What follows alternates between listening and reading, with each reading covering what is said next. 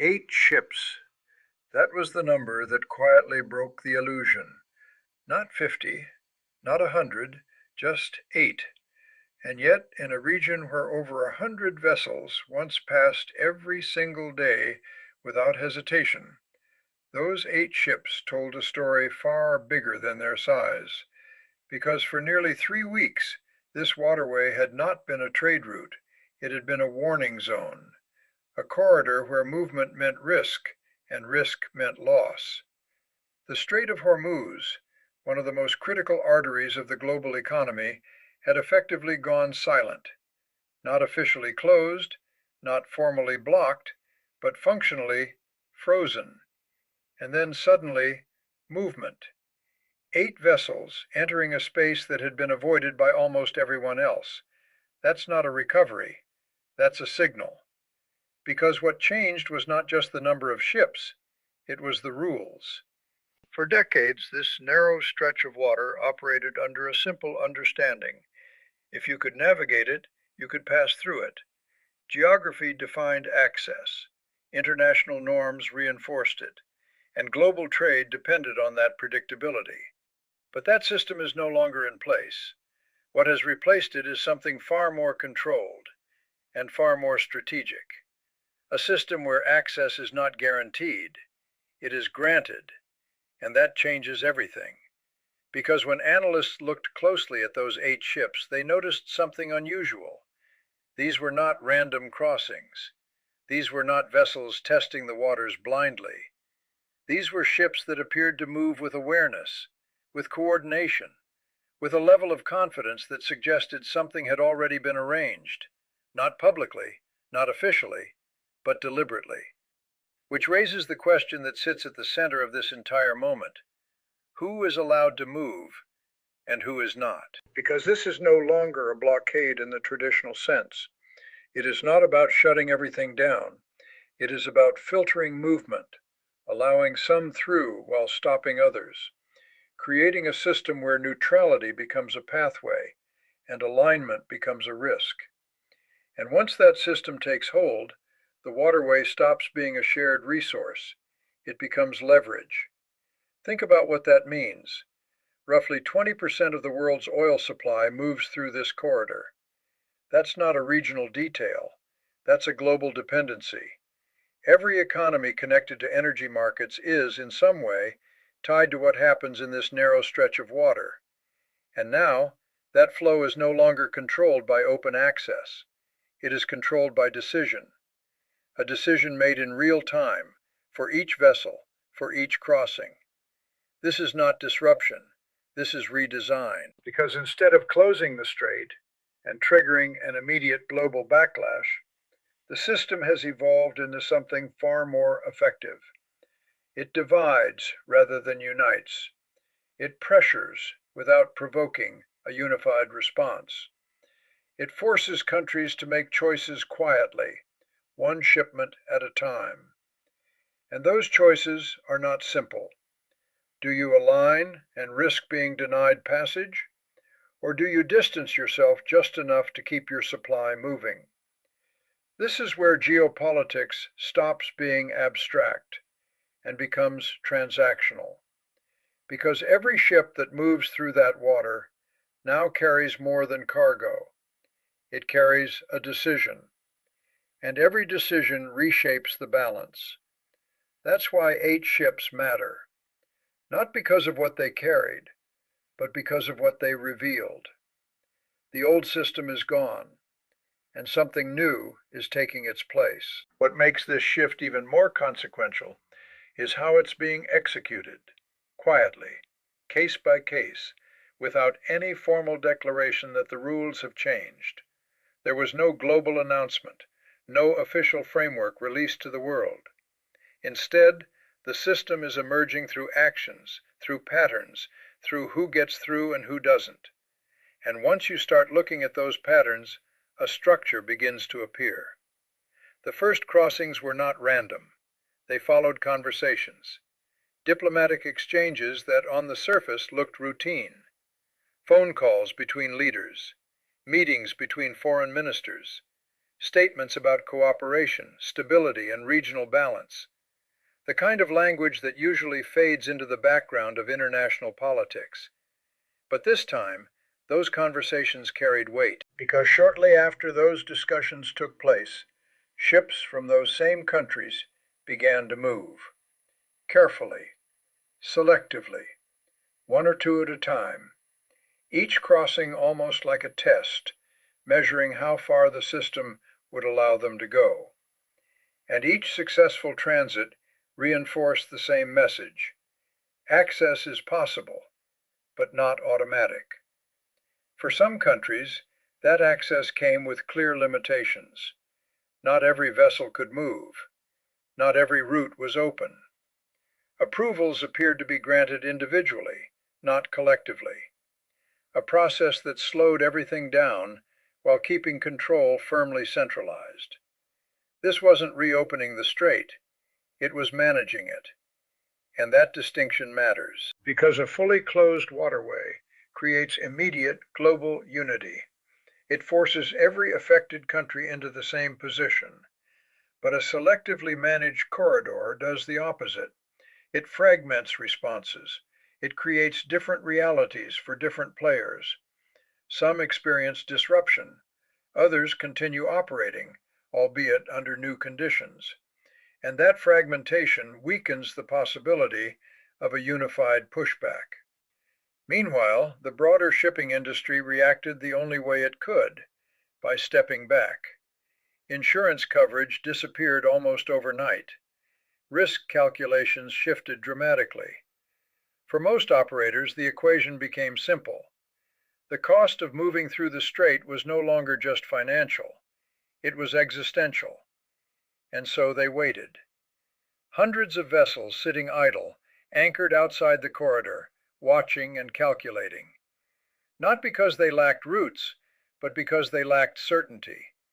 And in global trade, uncertainty is often more disruptive than closure. But while much of the world paused, something else continued: movement from within.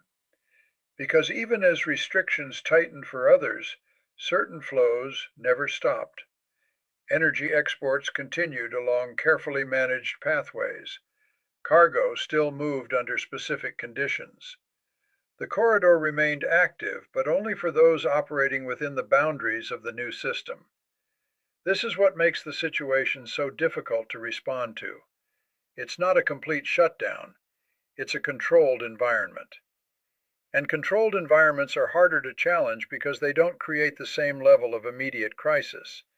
They evolve gradually. They normalize over time. They shift expectations without triggering a single defining moment that forces action. Instead, they change behavior. And that's exactly what's happening now. Countries are adapting, quietly adjusting their positions, reassessing alliances not through official statements, but through operational decisions: where ships are sent, which routes are chosen, how much risk is tolerated. Each decision small on its own, but collectively they begin to reshape the system. And all of this is happening while the broader conflict continues to unfold in parallel, which raises another critical question. If control of the waterway is already being redefined without a direct confrontation, what happens when military pressure intersects with that control? Because at that point, the situation doesn't just remain economic or diplomatic, it becomes strategic.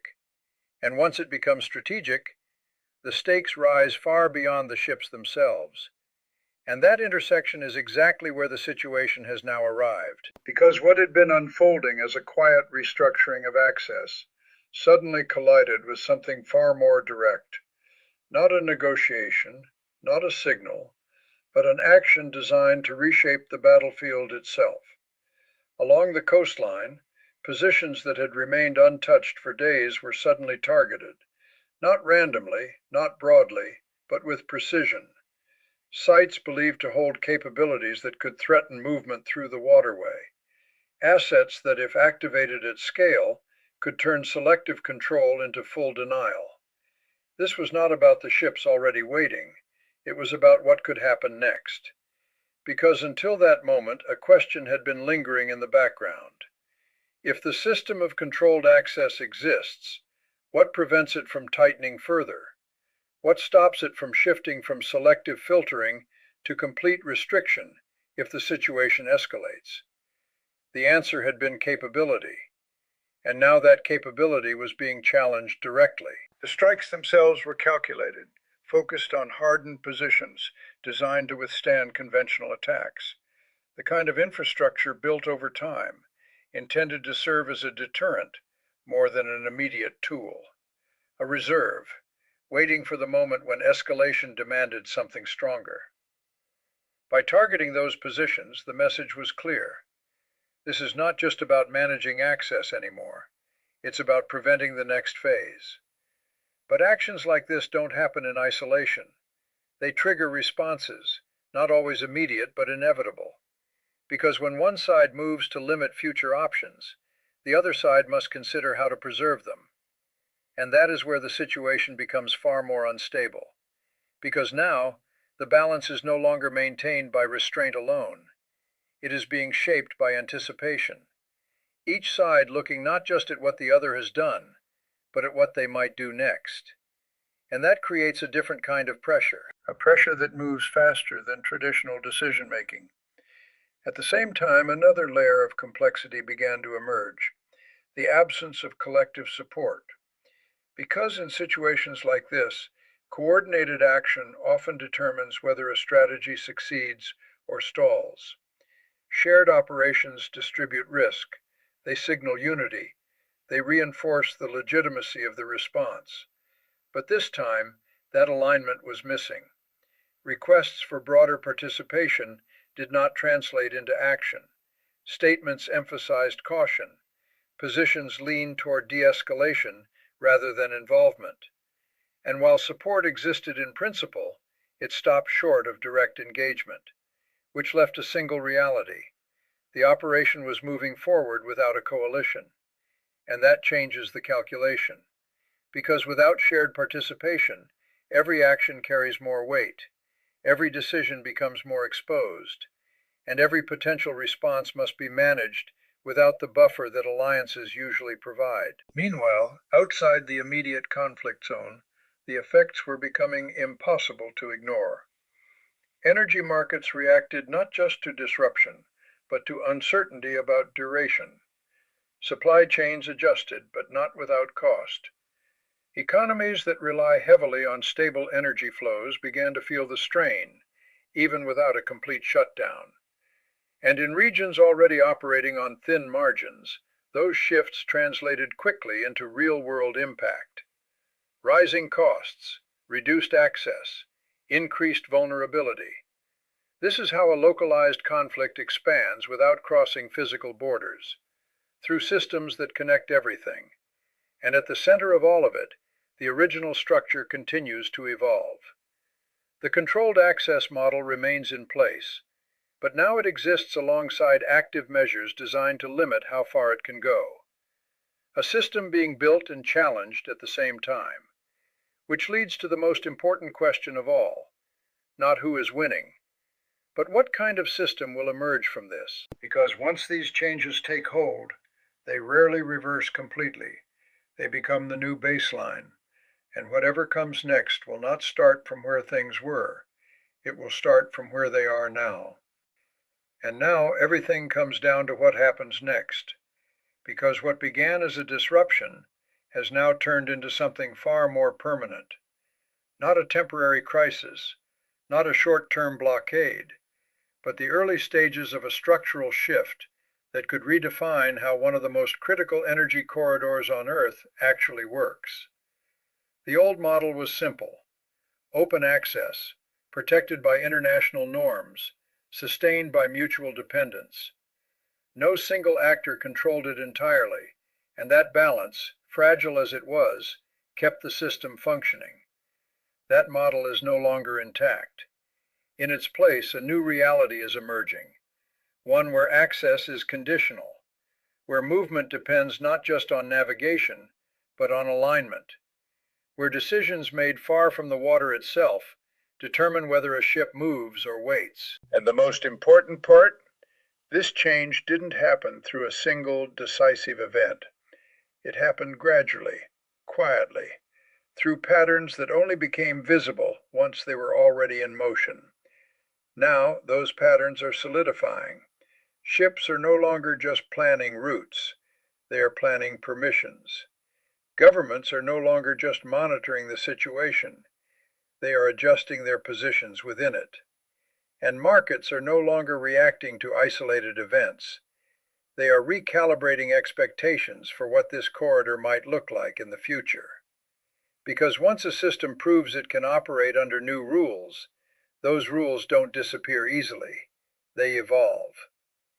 The strikes along the coastline were an attempt to slow that evolution, to limit how far the system could extend.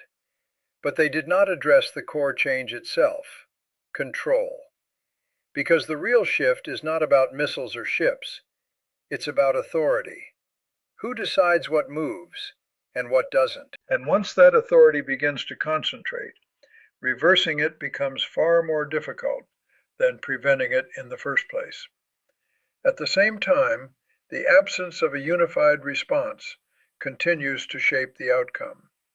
Without collective pressure, the new system faces fewer immediate obstacles. It has space to develop, time to normalize. And in geopolitics, normalization is powerful. What feels temporary today can become permanent tomorrow, especially when the world adapts to it. And adaptation is already happening. Energy flows are being redirected. Contracts are being renegotiated. Supply chains are adjusting to longer routes, higher costs, and greater uncertainty. None of these changes happen overnight, but once they begin, they create momentum. Momentum that pushes the system further away from what it used to be. Which brings everything back to a single point. This is no longer just about a strait. It is about the restructuring of access to global energy itself. A shift from open flow to controlled passage, from shared infrastructure to strategic leverage. And that shift carries consequences far beyond the region, because every country connected to global energy markets is now part of this equation, whether directly or indirectly. Every decision, every adjustment, every response contributes to shaping what this system becomes. So the real question is no longer whether things will return to normal, it's whether that version of normal still exists. Because once control replaces openness, and once that control is tested under real conditions, the system doesn't reset, it transforms. And what we are watching right now may not be a temporary disruption at all. It may be the beginning of a completely new way the world moves energy and power through one of its most critical gateways.